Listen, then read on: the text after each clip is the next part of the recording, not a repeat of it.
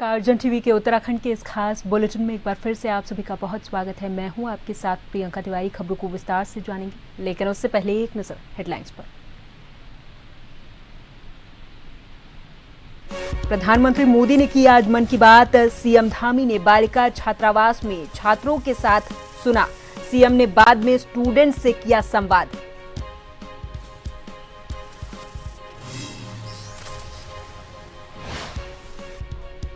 राहुल गांधी का प्रस्तावित उत्तराखंड दौरा। प्रदेश कांग्रेस ने की तैयारियां तेज। प्रभारी कुमारी शैलजा पहुंची देहरादून। संगठनात्मक रणनीति को लेकर विस्तार से की चर्चा। वीकेंड छुट्टियों में हरिद्वार में उमड़ी भारी भीड़। हर की पौड़ी पर स्नान के लिए पहुंचे श्रद्धालु। प्रमुख मार्गों पर लगी लंबी कतारें।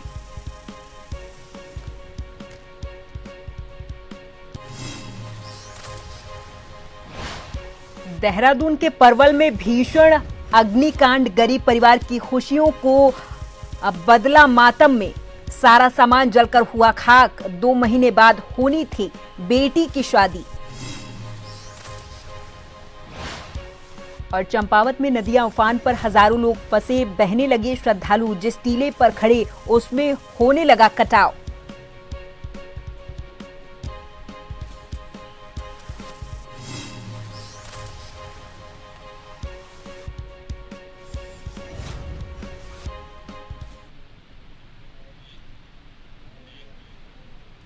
उत्तराखंड के मुख्यमंत्री पुष्कर सिंह धामी ने मुख्यमंत्री आवास में नेताजी सुभाष चंद्र बोस आवासीय बालिका हॉस्टल के स्टूडेंट्स के साथ प्रधानमंत्री मोदी के मन की बात कार्यक्रम के 134वें संस्करण को सुना है।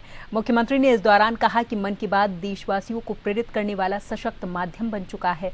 प्रधानमंत्री की ओर से आत्मनिर्भर भारत, स्वच्छता, पर्यावरण संरक्षण, नवाचार और स्थानीय उत्पादों को बढ़ावा देने जैसे विषयों पर दिए गए संदेश समाज में सकारात्मक परिवर्तन ला रहे हैं।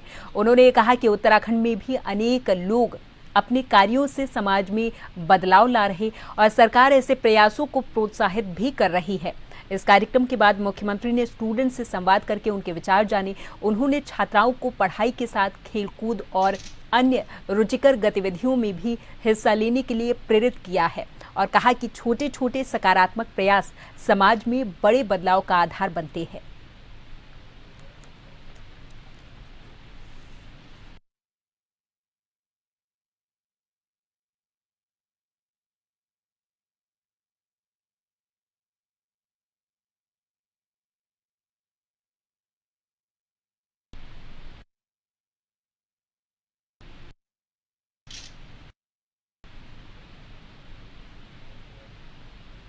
वहीं प्रधानमंत्री मोदी के मन की बात के 134वें कार्यक्रम को आज भारतीय जनता पार्टी के प्रदेश कार्यालय पर कार्यकर्ताओं ने भी सुना है। इस कार्यक्रम को सुनने के बाद कर्णप्रयाग से भारतीय जनता पार्टी के विधायक अनिल नौटियाल ने कहा कि जब से प्रधानमंत्री मोदी ने ये कार्यक्रम शुरू किया तब से हर वर्ग के लोगों को इससे कुछ न कुछ प्रेरणा मिली है।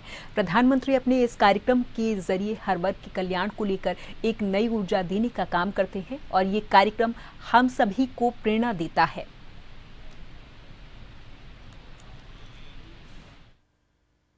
जितने भी एपिसोड हुए हैं मन की बात के अपने देश के यशस्वी प्रधानमंत्री जी के द्वारा, उसमें कुछ न कुछ सीखने का मैटर है, क्योंकि देश के विभिन्न क्षेत्रों से अब काम करने वाले जो लोग हैं उनसे प्रेरणा लेकर के हम क्या कर सकते हैं, अपने जीवन में क्या बदलाव कर सकते हैं, उसकी प्रेरणा हमको मिलती है। और मैं समझता हूँ कि जब से ये एपिसोड प्रारंभ हुए हैं, अब विभिन्न क्षेत्रों में काम करने वाले, चाहे वो हमारे युवा हैं, महिलाएं हैं, बुजुर्ग हैं या अन्य साथी जो भी हैं, जो कुछ करना चाहते हैं जीवन में, उनको लाभ मिला है। कांग्रेस के वरिष्ठ नेता और लोकसभा में नेता प्रतिपक्ष राहुल गांधी के प्रस्तावित उत्तराखंड दौरे को लेकर तैयारियां तेज हो गई हैं। व्यवस्थाओं और संगठनात्मक तैयारियों की समीक्षा के लिए प्रदेश प्रभारी कुमारी शैलजा देहरादून पहुंची हुई हैं, जहां उनका कार्यकर्ताओं ने जोरदार स्वागत किया है। इस दौरान प्रदेशाध्यक्ष गणेश गोदिया समेत कई वरिष्ठ नेता उनके साथ मौजूद रहे। इस बैठक में राहुल गांधी के प्रस्तावित कार्यक्रम, जनसंपर्क अभियान और संगठनात्मक रणनीति को लेकर विस्तार से चर्चा हुई है।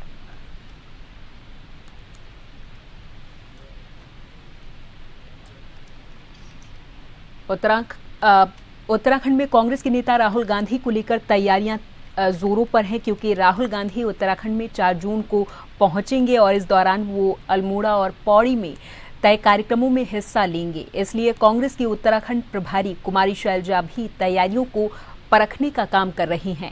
कुमारी शैलजा ने इस दौरान राहुल गांधी के दौरे को उत्तराखंड कांग्रेस के नेताओं और पदाधिकारियों और कार्यकर्ताओं में उत्साह भरने वाला बताया है। उन्होंने राहुल गांधी के इस दौरे को चुनावी शंखनाद का नाम भी दिया और साथ ही भारतीय जनता पार्टी पर भी कुमारी शैलजा जमकर बरसी हैं।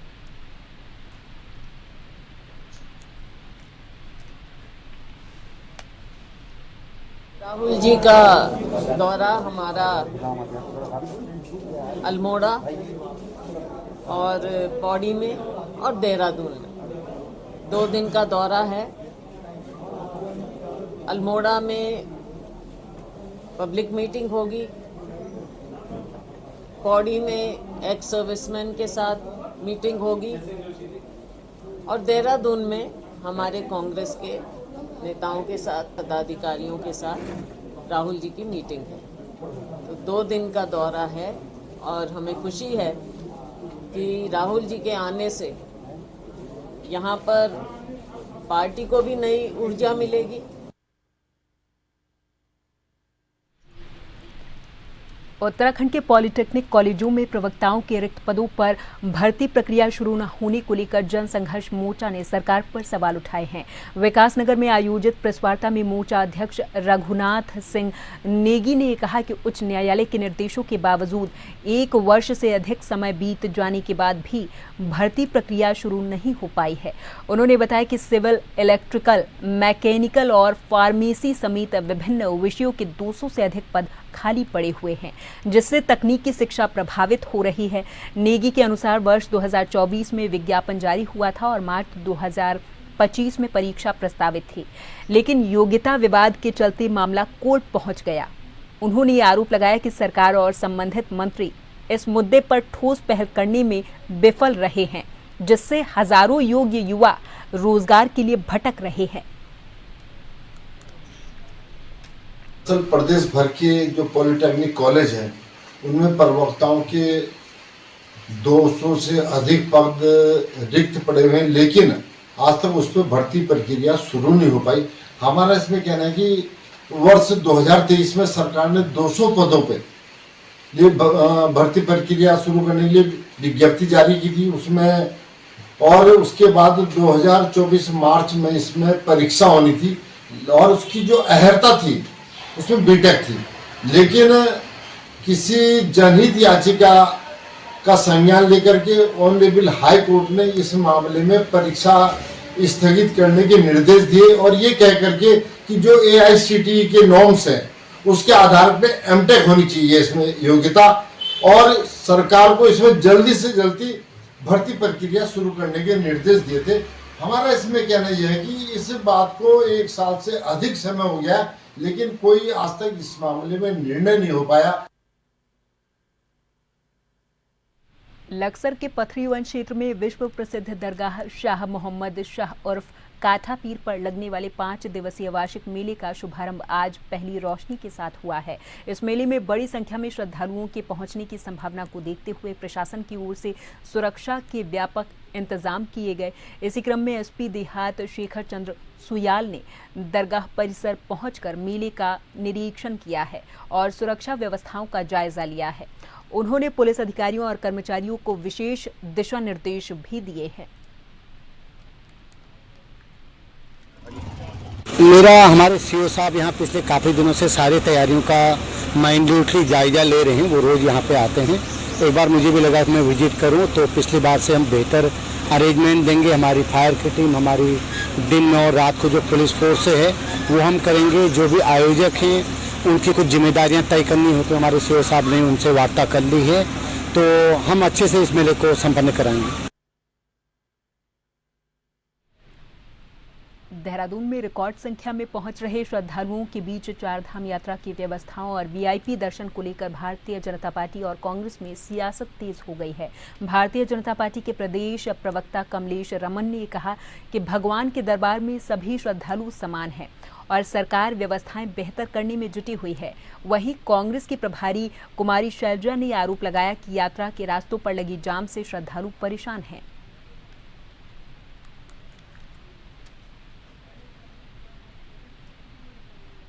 देखिए, भगवान के दर्शन करने के लिए मुझे लगता है कि वीआईपी दर्शनों की कोई आवश्यकता नहीं है। भगवान के दर्शन अंतरात्मा से होते हैं और कोई भी मंदिर में जब जाता है तो उसके लिए कोई बड़ा या छोटा नहीं होता। ईश्वर सबको दर्शन देने का काम करते हैं। और रही बात कि वहां पर भीड़ है या अव्यवस्थाएं हो रही है, तो आप समझ सकते हैं कि सब जगह से जो हमारे श्रद्धालु यहाँ पर पहुंच रहे हैं, हमारी यात्रा में जो लोग यहाँ पहुंच रहे हैं, तो जाहिर सी बात है कि थोड़ा बहुत इधर उधर हो जाता है, लेकिन ऐसा नहीं है कि हमारे श्रद्धालुओं को वहां दर्शन नहीं हो रहे हैं या व्यवस्था ठीक नहीं है। लगातार प्रशासन व्यवस्थाओं को भी दुरुस्त कर रहा है और जो हमारे यात्री वहां पर पहुंच रहे हैं उनके लिए कहीं ना कहीं हर सुविधा को देने का काम कर रहा है, उनको हर सुविधा मुहैया कराने का काम कर रहा है। तो लगातार जो भीड़ हमारी वहां पहुंच रही है उसको कहीं ना कहीं हमारा जो प्रशासन है वो देख भी रहा है और उसको जो है दर्शन अच्छी तरीके से हो और उनको व्यवस्थाएं ठीक प्रकार से मिले, ये पूरी कोशिश हमारे वहाँ के स्थानीय प्रशासन की है। हर जगह हमने देखा कि इन्होंने हजारों होर्डिंग्स लगा रखे हैं और बड़े बड़े इश्तिहार दे रहे हैं, ये बाहर अखबारों में भी दे रहे हैं, चार धाम लोगों को बुला रहे हैं और यहाँ पर व्यवस्था जीरो है। लोग 25 किलोमीटर दूर वहाँ पर जहाँ हम गए थे वहाँ पर 25 किलोमीटर दूर जाम लगे हुए हैं, व्यवस्था है नहीं। अब किस लिए बुला रहे हैं लोगों को? ना आप मंदिरों में व्यवस्था कर पा रहे हैं, ना लोगों के आवागमन की व्यवस्था है। अब करना क्या चाह रहे हैं? केवल अपनी मशहूरी करना चाह रहे हैं और लोगों को इतनी दिक्कत हो रही है उसके बारे में इनको कोई चिंता नहीं है, कोई सोच नहीं है। सड़कों पर मौसम, रहने का, सर्विसेज और जहाँ दर्शन करने जाते हैं वहाँ की व्यवस्था, सब कुछ ऐसा लगता है इनके काबू से बाहर। केवल अपने इश्तिहार, अपनी पब्लिसिटी के लिए ये चार धाम यात्रा की बात करते हैं। और यहाँ पर वक्त है एक छोटे से ब्रेक का, फौरन हाजिर होंगे कुछ और खबरों के साथ।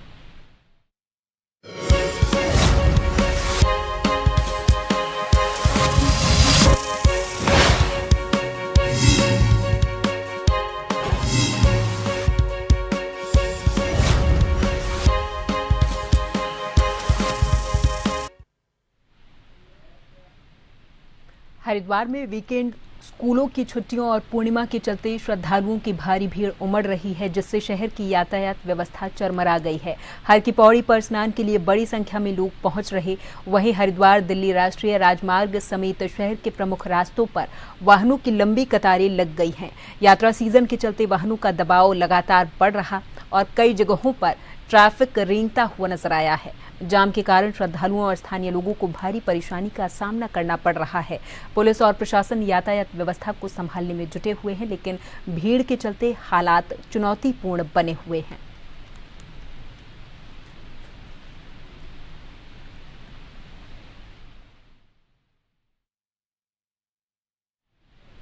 देहरादून के परवल क्षेत्र में देर रात हुए भीषण अग्निकांड ने गरीब परिवार की खुशियों को मातम में बदल दिया है। नदी किनारे बसी बस्ती में रहने वाली शफीक के घर में अचानक से भीषण आग लग गई। देखते ही देखते आग ने पूरे मकान को अपनी चपेट में ले लिया और घर में रखा सारा सामान जलकर राख हो गया है। शफीक मजदूरी करके अपने परिवार का भरण पोषण करते हैं। परिवार के अनुसार करीब 2 महीने के बाद उनकी बेटी की शादी होनी थी। शादी के लिए वर्षों की मेहनत और बचत से जुटाई गई नकदी, कपड़े, बर्तन, फर्नीचर और अन्य जरूरी सामान जलकर राख हो गया है। आग से परिवार के सामने अब बेटी की शादी के साथ साथ रहने और खाने पीने का भी संकट खड़ा हो गया है।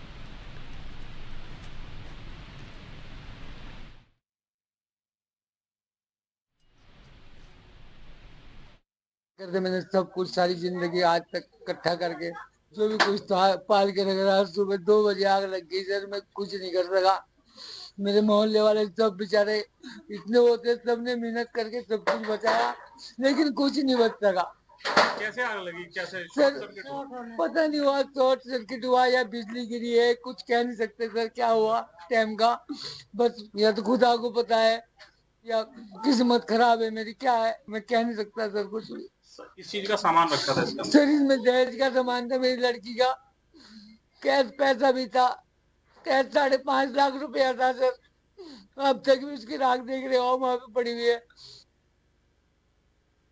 चंपावत की ग्राम सभा गढ़कोट में आकाशीय बिजली गिरने से एक 2 मंजिला गौशाला में भीषण आग लग गई है। इस हादसे में गौशाला के अंदर बंधे एक बछड़े की जलकर मौत हो गई, जबकि ग्रामीणों ने मुस्तैदी दिखाते हुए गायों को सुरक्षित बाहर निकाल लिया था। आग इतनी भीषण थी कि गौशाला पूरे तरीके से जलकर राख हो गई। ग्रामीणों ने प्रशासन को सूचित करके पीड़ित परिवार के लिए मुआवजे की मांग की है।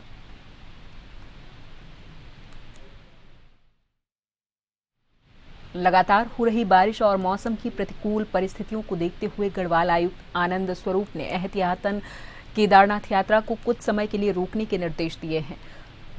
उन्होंने अधिकारियों को श्रद्धालुओं की सुरक्षा को सर्वोच्च प्राथमिकता देने के निर्देश दिए हैं और कहा कि मौसम की स्थिति सामान्य होने पर यात्रा सुचारू तौर पर पुनः संचालित की जाए। श्रद्धालुओं से अपील की गई और कहा गया कि वो यात्रा पर निकलने से पहले मौसम की ताज़ा जानकारी प्राप्त कर लें और प्रशासन की ओर से जारी दिशा निर्देशों का पालन करें। प्रशासन लगातार स्थिति पर नजर बनाए हुए है और यात्रियों की सुविधा और सुरक्षा के लिए जरूरी व्यवस्थाएं सुनिश्चित की जा रही हैं।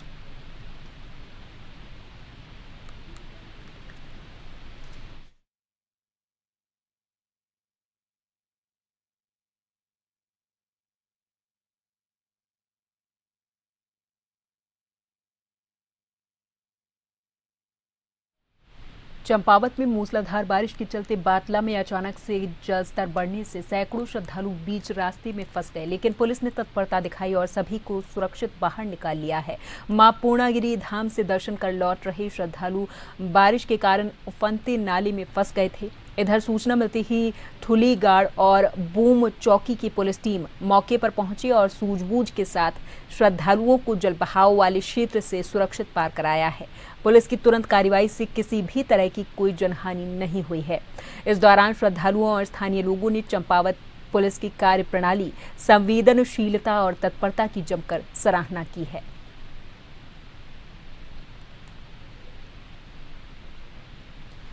वहीं चंपावत में भी बारिश के चलते टनकपुर पिथौरागढ़ राष्ट्रीय राजमार्ग अमूड़ी के पास भारी मलबा आ जाने से करीब 1 घंटे तक ये बंद रहा, जिससे सैकड़ों वाहन और यात्री रास्ते में फंसे रहे। इस दौरान एक कार भी मलबे में फंस गई और दोनों ओर वाहनों की लंबी कतारें लग गई थी, जिससे यात्रियों को भारी परेशानियों का सामना करना पड़ा है। डीएम मनीष कुमार के निर्देश पर एनएच की टीम ने मौके पर पहुंचकर सड़क खोलने का काम शुरू किया। हालांकि लगातार बारिश के कारण दिक्कतें आई हैं। बाद में मलबा हटाकर यातायात बहाल किया गया और राष्ट्रीय राजमार्ग को पूरे तरीके से खोला गया है।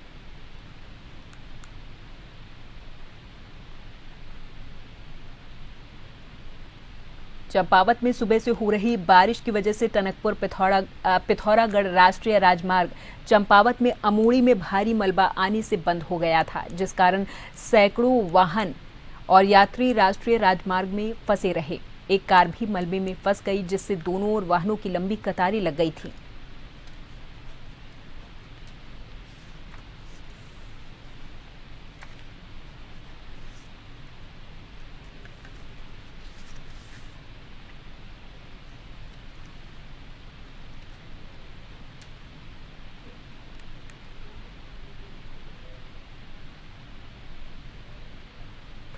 उत्तराखंड में पिछले साल मानसून के दौरान आई आपदाओं के बाद अब केंद्र सरकार ने राहत पैकेज की दिशा में बड़ा कदम उठाया है। प्रधानमंत्री मोदी की ओर से घोषित 1200 करोड़ रुपए के विशेष पैकेज में से पहले चरण में करीब 800 करोड़ रुपए से अधिक की धनराशि को सैद्धांतिक स्वीकृति मिल गई है। राज्य सरकार अब इस बजट को जारी कराने के लिए जरूरी कागजी कार्रवाई में जुटी हुई है।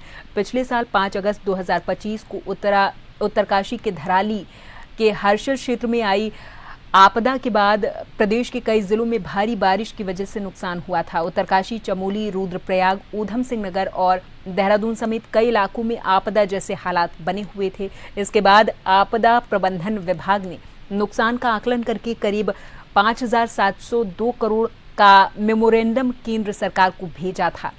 इधर प्रधानमंत्री मोदी ने उत्तराखंड दौरे के दौरान राज्य के लिए 1200 करोड़ के विशेष राहत पैकेज की घोषणा की थी। इसके बाद राज्य सरकार ने PDNA यानी कि पोस्ट डिजास्टर नीड असेसमेंट करवाया था। रिपोर्ट में कुल 15 करोड़ रुपए से अधिक के नुकसान और पुनर्वास की जरूरत बताई गई थी। अब भारत सरकार की ओर से पहले चरण में करीब 800 करोड़ की धनराशि को सैद्धांतिक मंजूरी मिल चुकी है। बजट भारत सरकार ने कुछ स्वीकृत किया है, उसके बारे में अभी भारत सरकार ने कुछ डिटेल और मांगा है, तो वो हम डिटेल बना रहे हैं। बहुत जल्दी वहाँ से चला जाएगा, यहाँ से, हमारे यहाँ से, फिर वहाँ से अंतिम रूप से पैसा प्राप्त होगा। हमको सैद्धांतिक सहमति भारत सरकार से मिल गई है। देखिए, आपदा आने के बाद हम लोग तत्काल उसका एक बार अवलोकन करते हैं, एनालिसिस करते हैं, एक बार देखते हैं, फील्ड सर्वे करते हैं और सर्वे करके देखते हैं कि क्या नुकसान हुआ है और SDRF के नॉर्म्स को ध्यान में रखते हुए किस प्रकार से मदद की जा सकती है। रिकवरी रिकंस्ट्रक्शन के कार्य हो या रेस्क्यू रिलीफ के काम हो, उसको देखते हुए जो हमारी लिमिटेशंस हैं उसको ध्यान में रखते हुए हम लोग तत्काल धनराशि स्वीकृत करते हैं। तो विगत वर्ष में जो नुकसान हुआ था, काफ़ी हद तक कार्य कराए जा चुके हैं और कुछ कार्य पाइपलाइन में है, उसको भी हम जल्दी करा लेंगे। और चलते चलते एक बार फिर नजर हेडलाइंस पर।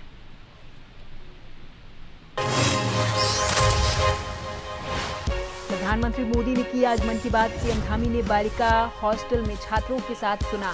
प्रधानमंत्री के कार्यक्रम मन की बात के बाद सीएम ने बाद में स्टूडेंट से किया संवाद।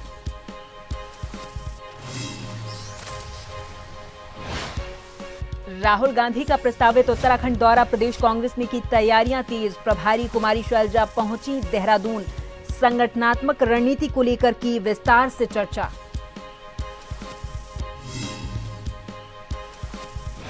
वीकेंड छुट्टियों में हरिद्वार में उमड़ी भारी भीड़। हर की पौड़ी पर स्नान के लिए पहुंचे श्रद्धालु।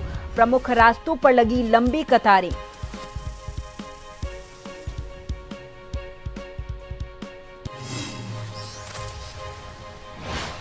देहरादून के परवल में भीषण अग्निकांड, गरीब परिवार की खुशियों को बदला मातम में। सारा सामान जलकर हुआ खाक। 2 महीने के बाद होनी थी बेटी की शादी।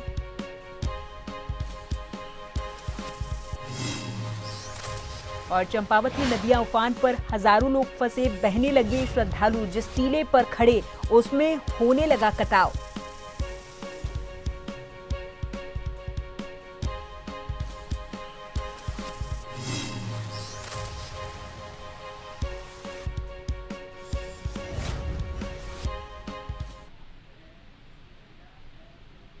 और इसी के साथ इस बुलेटिन में फिलहाल के लिए मेरे साथ बस इतना ही। आप देखते रहें जन टीवी।